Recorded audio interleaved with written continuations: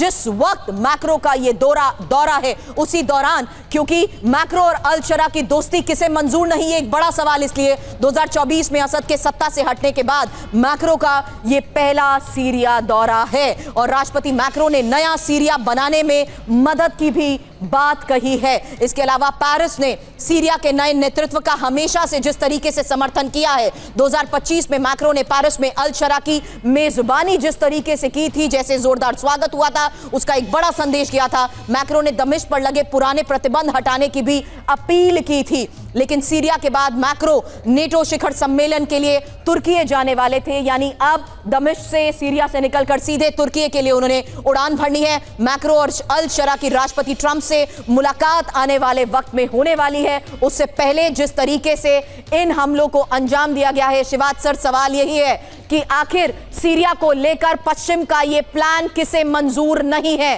क्यों आखिर राष्ट्रपति मैक्रो को टारगेट किया जा रहा है? ये खतरा उस लिहाज से और बढ़ रहा है सर, क्योंकि अभी भी मैक्रो वहीं पर मौजूद है और उनकी मौजूदगी में 6 ब्लास्ट की खबर सर। हाँ बिल्कुल, देखो छोटी इसमें कोई शक नहीं कि एक 4 सीजन होटल है जो डेमस्कस में, उसके नज़दीक ही ये ब्लास्ट हुए हैं और ये सीरियल ब्लास्ट हुए हैं करीब करीब 6 के करीब। और इस होटल में ही जो फ्रांस के प्रेसिडेंट इमैनुअल मैक्रोन रुके हुए थे और 15 साल के बाद पहले ऐसे वेस्टर्न लीडर हैं जो सीरिया में विजिट कर रहे हैं। और ये भी सच्चाई है कि जो बशर अल असद थे वो रशिया के बहुत क्लोज थे और काफ़ी हद तक इस पे रूस का इन्फ्लुएंस था। और जब से अल सहारा आए हैं, उन टेक ओवर किया है, उससे वो बशर अल असद तो अब असाइलम में है रूस में। और ऐसा लगता हो सकता है उसके ही समर्थकों ने ये हमला कराया है। और इसकी वजह ये है कि कहीं ना कहीं जिस प्रकार से वहां पर रिलीफ पैकेज दिया जा रहा था, इकोनॉमिक सैंक्शन हटाए जा रहे थे, डेवलपमेंट की बात हो रही थी और कहीं उनकी मुलाकात होनी थी अभी जो कि सीरिया के प्रेसिडेंट हैं डोनाल्ड ट्रंप से भी होनी थी साइड लाइन में नेटो के। तो मुझे लगता है यही टारगेट है और यही है। बाकी चीजें इन्वेस्टिगेशन के बाद पता चलेगा।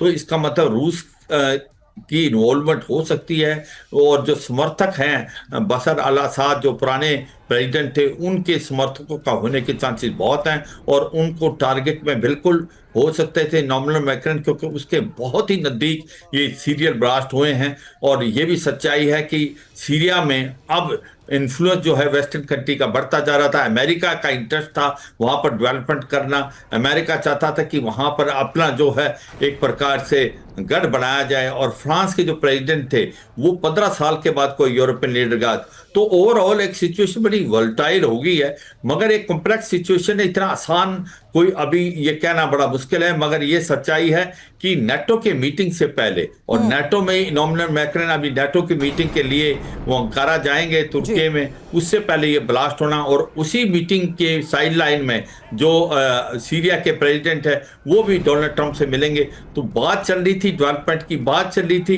किस प्रकार से वहां पर जो लिफ्ट सैंक्शन लगा रखी सीरिया पे, जब ये रशिया का इन्फ्लुएंस था, उसको हटाने की बात हो रही थी। ऐसे में ये हादसे होना, एक और बड़ा अपडेट आ रहा है जहां इन धमाकों को लेकर लगातार ना सिर्फ तस्वीरें सामने आ रही हैं बल्कि एक बड़ी खबर सामने आ रही है जहां 4 लोगों की मौत इन धमाकों में हो चुकी है। दमिश्क ब्लास्ट से जुड़ी लगातार एक खबर हम आपको बता रहे हैं। खबर पर अपडेट इस वक्त सामने आ रहा है जहां धमाके हुए 4 लोगों की मौत हो चुकी है, 25 लोग घायल बताए जा रहे हैं। इलाके की वो तस्वीर देखिए जहां होटल के पास लगी इस आग की तस्वीर।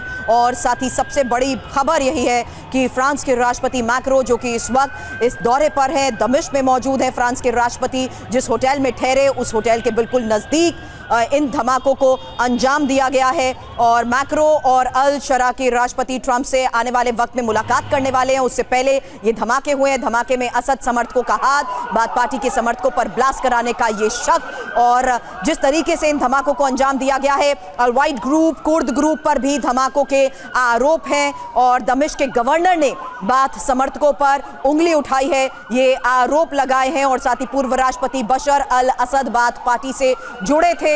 और यही इस वक्त बड़ी खबर सामने आ रही है जहां मैक्रो के होटल के चारों तरफ 6 जोरदार धमाके, जहां पर्यटन मंत्रालय की बिल्डिंग के पास भी धमाके को लेकर खबर है। धमाकों में 4 लोगों की मौत हो चुकी है। कूड़ा उठाने वाली गाड़ी में यहां पहला धमाका हुआ है। और साथ ही बड़ी खबर यह भी है कि एक धमाका मैक्रो के होटल के पास खड़ी कार में हुआ।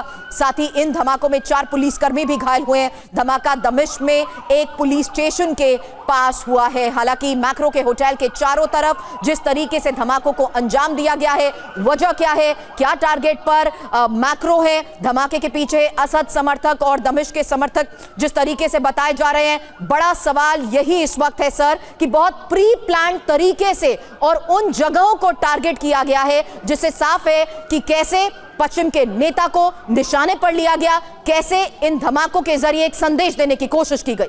शिवाज सर। हाँ बिल्कुल सर, इसमें कोई शक नहीं। जो एनालिसिस आपने किया, बिल्कुल you hit the nail on the target, there is no doubt about it. ये सच्चाई है कि ये सारा का सारा कार्रवाई, आप देखो सीक्वेंस ऑफ एक्शन देखे।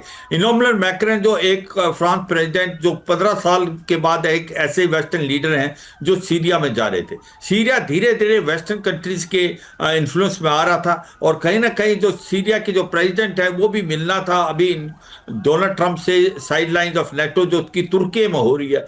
और इससे पहले अब इमैनुअल मैक्रॉन जो आए थे वो यही बात कर रहे थे कि यहाँ की डेवलपमेंट के बाद वहां पर कुछ सैंक्शन रिलीफ की बात, और ऐसे में ये ब्लास्ट होना तो ये दर्शाता कि हो सकता है कि जो बशर अल असद जो पुराने प्रेसिडेंट थे उनके जो समर्थक हैं वो हो सकते हैं इसके अंदर इन्वॉल्व हो। इसमें कुछ कुर्ड्स की जो बात हमने कही थी कि कुर्ड्स का भी इंटरेस्ट है सीरिया के अंदर, पर कुर्ड्स के साथ साथ अमेरिकन का नजदीक थे। तो ये कॉम्प्लेक्स सिचुएशन, बट सच्चाई यह है कि आप ये मान के चलें कि सीरिया आज की तारीख में धीरे धीरे वेस्टर्न कंट्रीज के नजदीक आ रहा है। अमेरिका के जो प्रेसिडेंट है उसका बहुत ज्यादा इंटरेस्ट है सीरिया में, और जो बशर अल असद है वो असाइलम में है रूस में। रूस का इन्फ्लुएंस बहुत कम हो गया वहां पर। नई सरकार की ये नई नीति और अमेरिका के साथ बढ़ता सहयोग, यही एक सबसे बड़ी वजह है कि पश्चिम के नेता जो इस वक्त सीरिया के दौरे पर है, फ्रांस के राष्ट्रपति, उसी दौरे के दौरान जोरदार धमाके, यही थी इस वक्त की सबसे बड़ी खबर। शिवाज सर, आपने हमें ज्वाइन किया उसके लिए बहुत बहुत शुक्रिया।